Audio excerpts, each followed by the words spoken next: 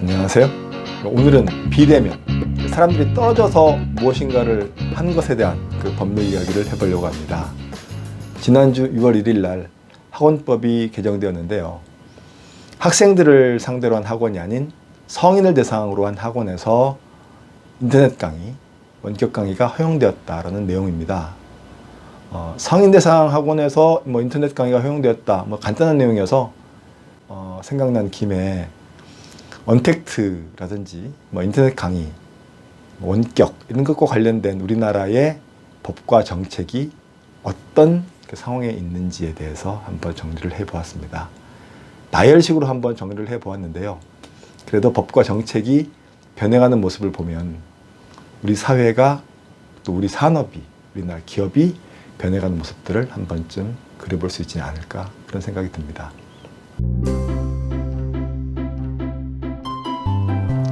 이번 학원법 개정안을 말씀드리면 성인 학원에서 원격으로 수업할 수 있게 했다, 그런 내용입니다.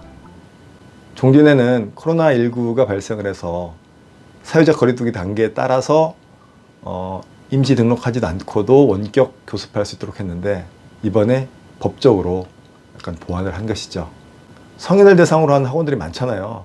당연히 인터넷 강의가 허용되겠다 생각했었는데 살펴보니까 아직까지 허용되지 않았던 것이 원칙이더라고요. 그래서 원래 조항을 찾아보니까 종전에는 그 원격 강의에 대해서 학교 교과 교습학원, 학생들 대상으로 하는 그런 학원에서 교습하는 경우로 한정한다라는 조항을 두었었거든요. 이번에 그걸 삭제한 겁니다. 처음에 원격 강의를 허용하면서 성인 학원에서 못하게 한 것은 다 이유가 있었을 거예요. 하지만 규제라는 측면에서 생각해보면 국가에서 개인한테 어떤 행위 하지 못하도록 한 거는 개인의 이익보다 공익이 크니까 못하도록 한 거잖아요. 성인 학원에서 인터넷 강의하는 게 공익에 반하는 것인지 한번 생각해 보시죠. 결국 코로나19로 인해서 성인 상대로 한 학원들이 좀 더 자유롭게 사업할 수 있는 그런 권리를 회복했네요.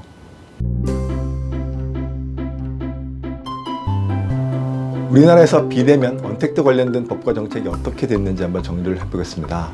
원격 교육, 원격 재판, 전자정부 이런 여러 가지 얘기들이 있는데 사회적으로 이야기 많았던 것들이 원격 진료죠.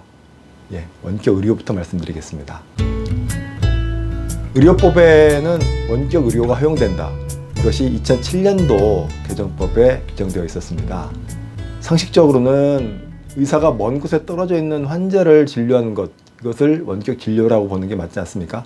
그런데 법에서는 의사가 의료 지식이나 의료 기술을 다른 의사한테 지원하는 것을 법적으로 원격 의료라고 합니다.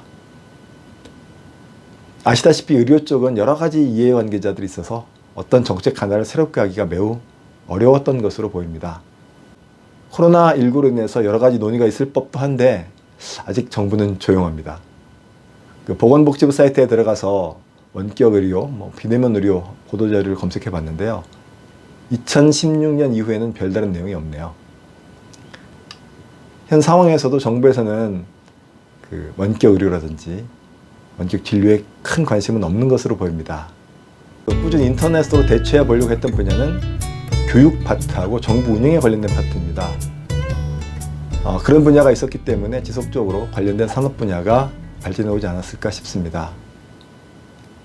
우선 교육 파트를 보시면 2007년도에 평생교육법에서 컴퓨터 인터넷을 사용한 원격 대학을 규정했습니다.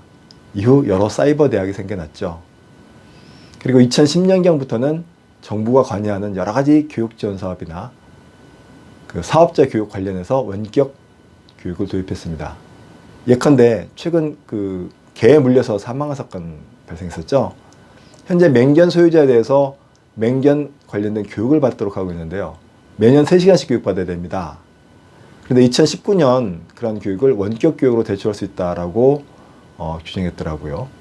이러한 여러 가지 정부 주도 교육에서 원격 교육이 도입되고 있습니다. 전자정부 쪽으로 한번 볼까요? 2010년도에 전자정부법에서 필요한 경우에 정보통신망을 이용한 온라인 원격 근무를 하게 할 수 있다, 이 규정을 두었습니다. 공무원들의 원격 근무를 규정한 이후에 2020년 최근에도 선거관리위원회라든지 헌법재판소에서 원격 근무를 규정하는 등 범위를 확대해 가고 있습니다. 최근에는 원격 근무나 회의를 넘어서 공무원 징계나 인사 관련된 부분까지 확정되고 있습니다. 징계나 심판하는 것은 아무래도 얼굴 보고 이야기하는 것이 좀 필요한데 그 코로나19 상황에 처해서 그런 절차도 원격으로 진행할 수 있도록 규정해 놓았습니다. 아울러 임시적이긴 하지만 국회에서도 국회 본회의를 영상으로 할 수 있는 규정은 두었습니다. 물론 교섭단체가 동의를 해야 되기 때문에 쉽진 않겠지만 근거 규정은 마련했습니다. 제가 하는 재판 업무에서도 언택트에 관련된 제도적인 정비는 꽤 오래되었습니다. 1995년도에 원격 재판할 수 있는 법이 만들어졌고요. 그때 관련된 규칙들이 정비가 되었습니다. 아직 활성화가 안 됐는데요. 이번 코로나19로 인해서 좀 활성화될 수 있는 여건은 마련되었다고 생각합니다.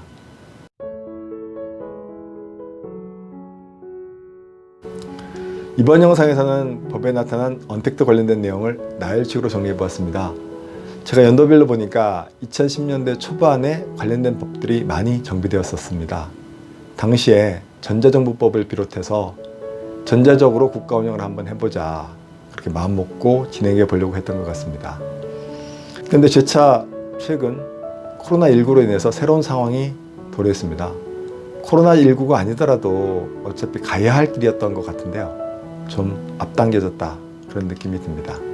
앞으로 나오는 법과 정책들을 한번 보시고 과연 정부에서 어느 정도로 일관성이 있고 지속할 의사가 있는지에 대해서 관심을 한번 가져보시죠.